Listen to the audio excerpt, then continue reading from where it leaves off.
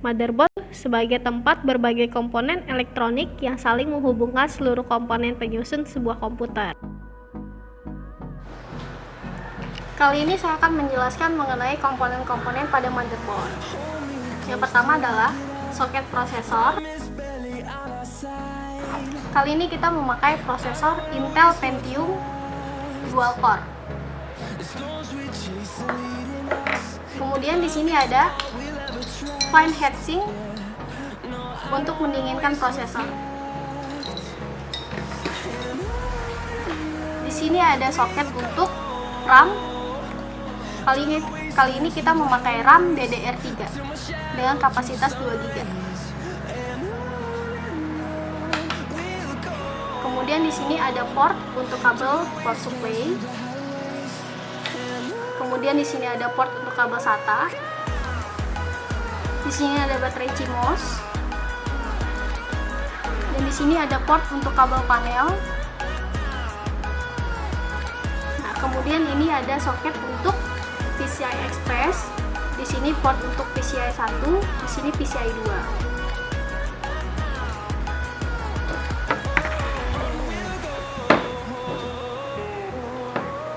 Kemudian di sini ada port untuk sound.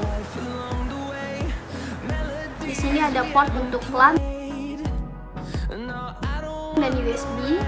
Di sampingnya juga port untuk USB. Kemudian ini port untuk VGA. Yang besar adalah port untuk paralel. Yang ini port untuk serial. Dan ini port untuk PSI. Selanjutnya ada DVD room bermerek Samsung. Fungsinya yaitu untuk membaca dan menulis data dari dan ke CD ataupun DVD yang dikenal dengan istilah burn-in.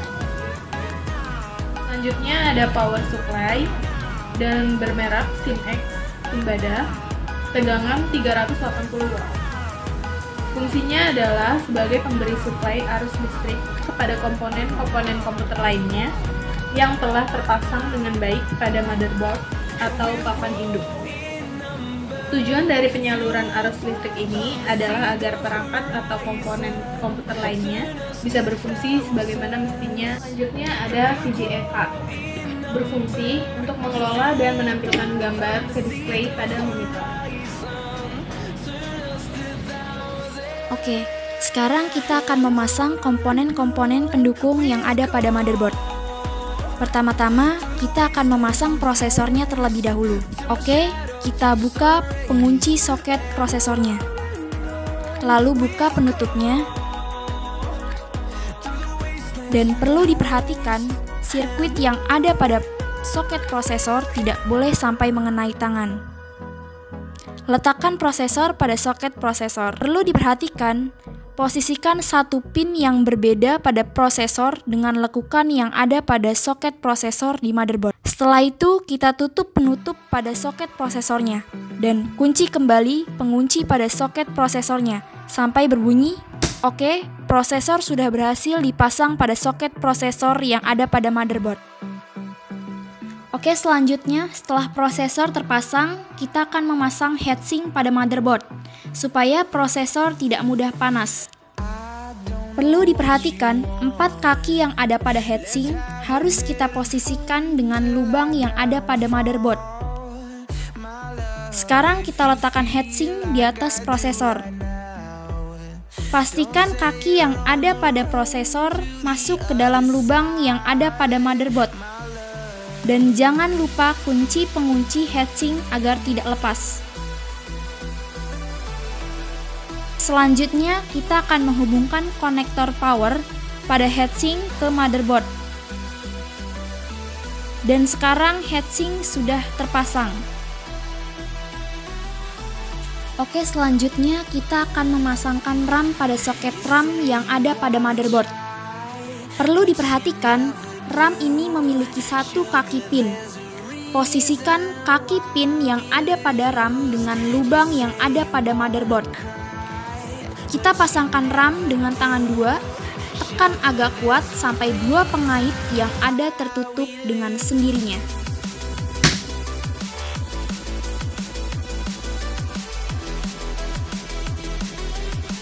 Tempatkan power supply pada lubang di dalam casing.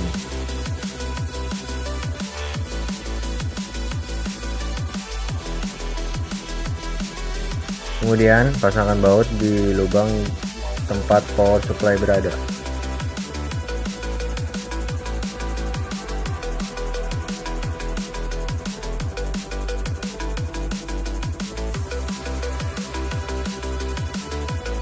Pasangkan dan sesuaikan motherboard di dalam casing komputer.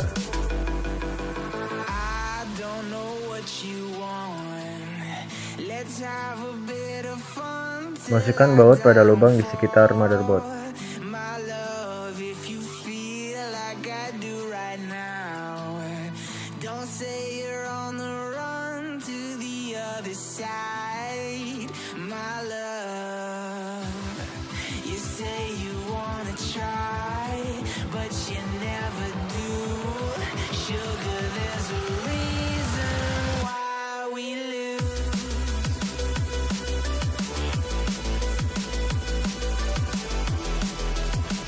Kemudian, masukkan hard disk dan sesuaikan pada lubang bautnya.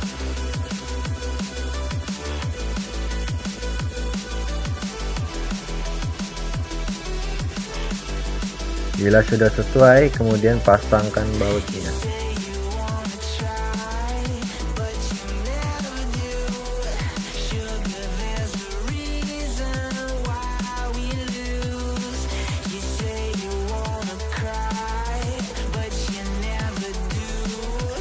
Kemudian tempatkan Viga ke slot 3 yang ada di motherboard.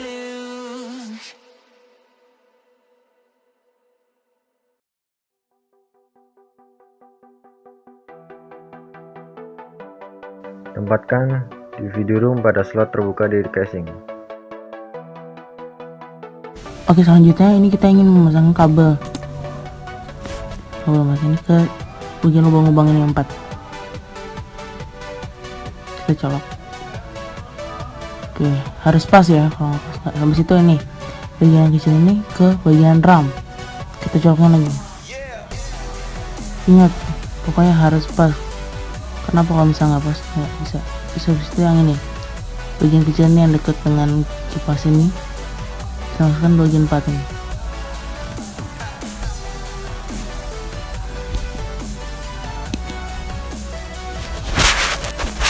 Setelah itu udah terpasang, ini kita lakukan selanjutnya ini audio ya, lihat ada bolongan 8 ini.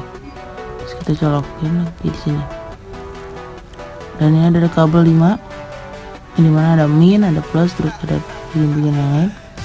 Kita harus colokkan ke masing-masing partnya. Harus ke partnya masing-masing. Ini lihat di bagian sini ada contohnya pasangannya. Nah, untuk yang ini, yang ini kita masukkan sebelahnya. Harus pas dengan colokannya, nggak boleh enggak. Nih, yang ini masukin sebetulnya lagi dekat dengan sini. Nah, ada tulisannya ini. Setiap komponen pasti ada tulisannya dengan rangkanya ini, jadi pas. Nih yang ini reset. Habis itu yang ini yang beda lagi kabelnya, ini ada SATA berarti hard disk, kita colokin ke bagian hard disknya. Yang satu ke bagian motherboard, yang satu lagi ke bagian hard disk.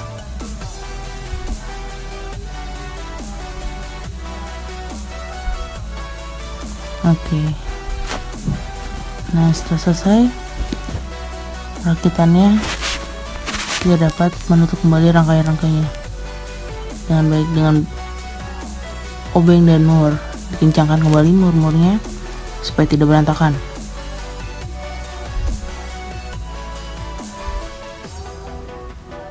Nah, sudah selesai, barulah kita dapat menggunakan CPU ini.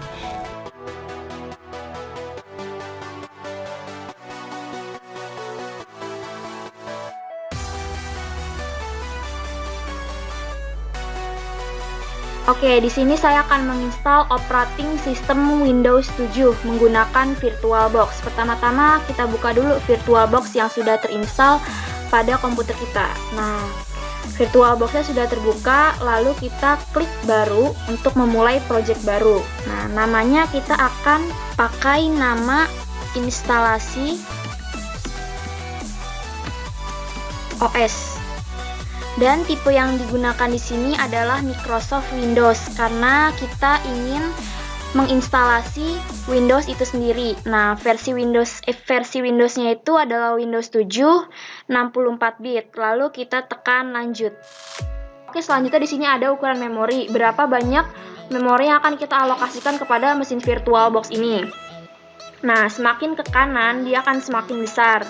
Nah, semakin ke kiri akan semakin kecil. Di sini saya akan mengikuti rekomendasi dari mesin virtual ini, yaitu 4 MB. Nah, kita tekan lanjut. Selanjutnya ada hard disk. Nah, ukuran hard disk yang disarankan di sini adalah 25 GB. Nah, kita buat hard disk virtual sekarang, yang artinya kita membuat project baru. Oke, kita buat. Tipe berkas hard disk yang kita gunakan di sini adalah FDI atau VirtualBox Disk Image. Oke, kita tekan lanjut. Oke, penyimpanan pada hard disk fisik kita pilih saja dialokasikan secara dinamik, yaitu kita memakai ukuran memori yang sudah kita alokasikan tadi, yaitu sebanyak 25 GB. Oke, kita tekan lanjut.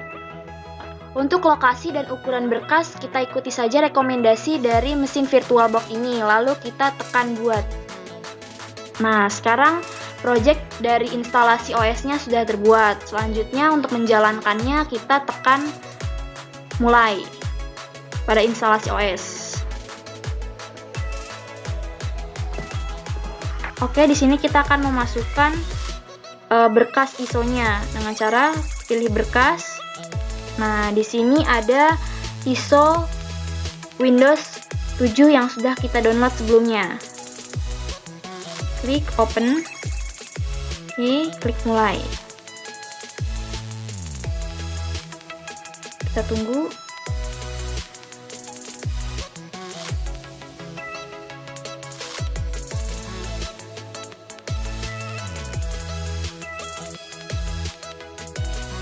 Nah, di sini kita masuk ke settingan dari instalasi Windows itu sendiri. Nah, untuk yang pertama itu ada pemilihan bahasa. Di sini kita gunakan bahasa Inggris. Lalu selanjutnya di sini ada pemilihan waktu. Untuk pemilihan waktu kita pakai di Indonesia karena kita ada di Indonesia. Oke. Untuk settingan keyboardnya kita pakai US aja. Lalu kita klik next. Install now. Untuk lisensinya kita klik saja, lalu next. Nah, kita pilih custom. Oke, di sini saya akan membagi partisinya. Untuk partisi C-nya kita akan membagi sebesar 15 GB atau 15.360 MB. Oke, kita play. Oke.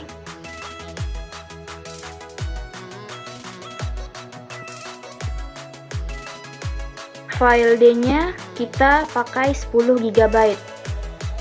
Lalu kita klik next. Oke, kita tunggu prosesnya.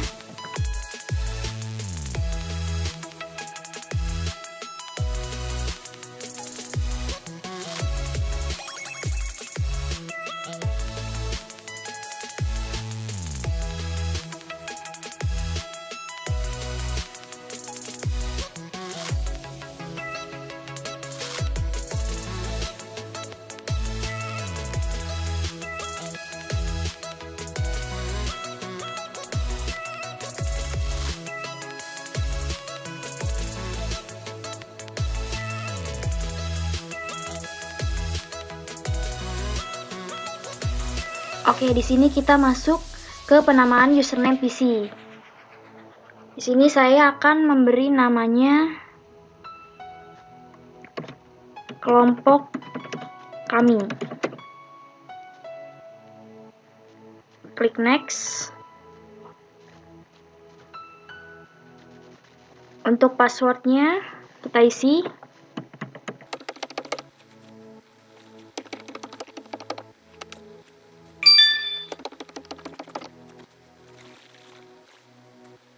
Nah, di sini kita disuruh untuk memasukkan serial number yang berfungsi untuk mengaktifasikan Windows 7.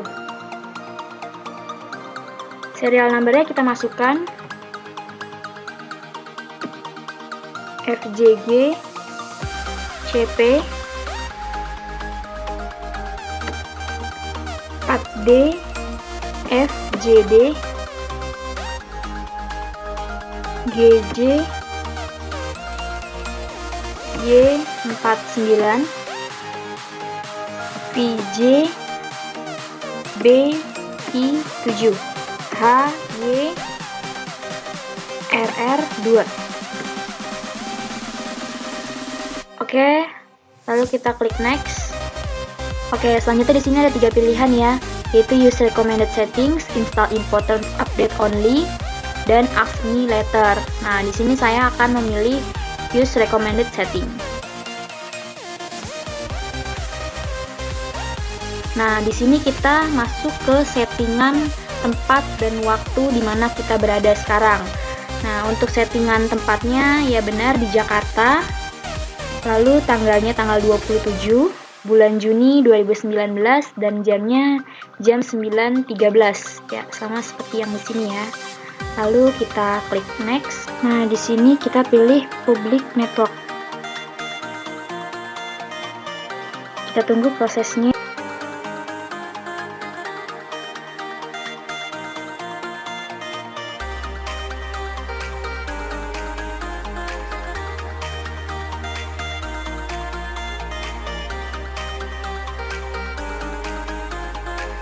Nah, sekarang kita sudah berhasil masuk di desktopnya Windows 7.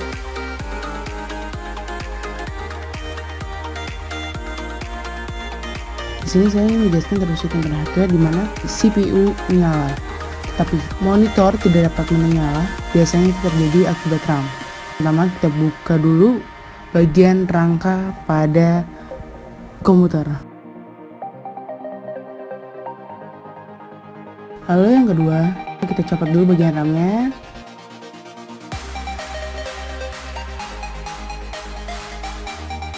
Kita coba bersihkan dengan penghapus, ya penghapus karet.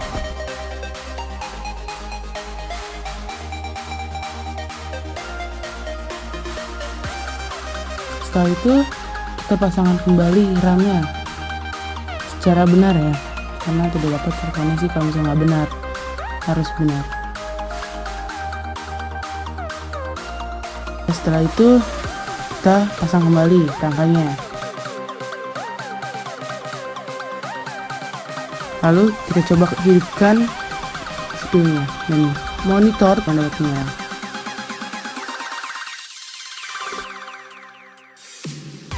Lalu yang kedua, saya ingin menjelaskan troubleshooting pada software.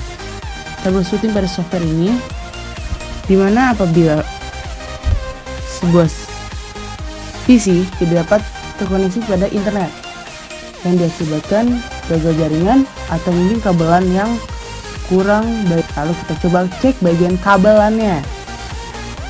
Coba ternyata kabelannya agak sedikit kendor. Nah, coba kita kencangkan nih. Nah, kita kencangkan kabelannya.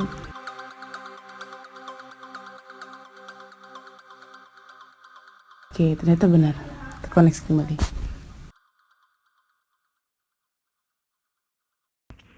Motherboard dan heatsink telah dilepaskan pada casing CPU. Siapkan kuas untuk membersihkan debu.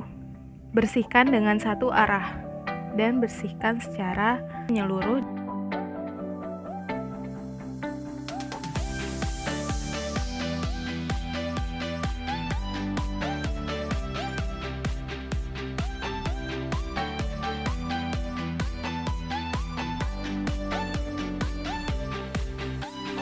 Tidak lupa heatsink juga kita bersihkan. Bersihkan secara menyeluruh di sela-selanya.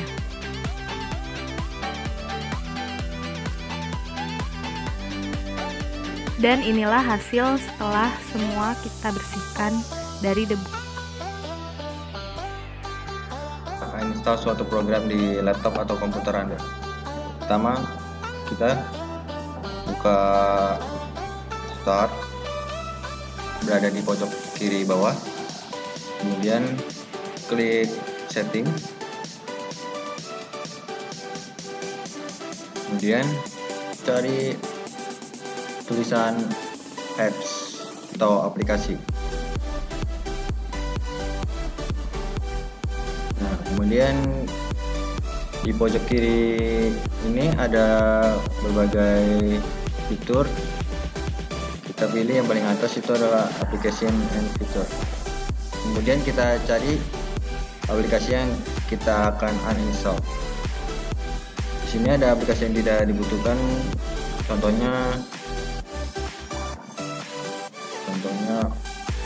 OBS Studio. Nah, ini contohnya adalah ini, OBS Studio. Kita klik uninstall, kemudian uninstall lagi.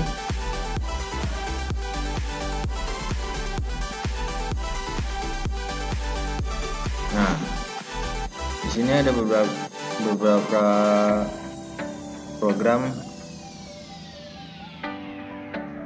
Kemudian klik uninstall. Kemudian kita tunggu sampai loadingnya selesai. Nah, di sini loadingnya sudah selesai. Kemudian kita klik close. Kemudian kita cek di desktop apakah ada aplikasi yang barusan kita uninstall. Sudah tidak ada. Di sini ada kosong, berarti di sini udah uninstall, udah di uninstall.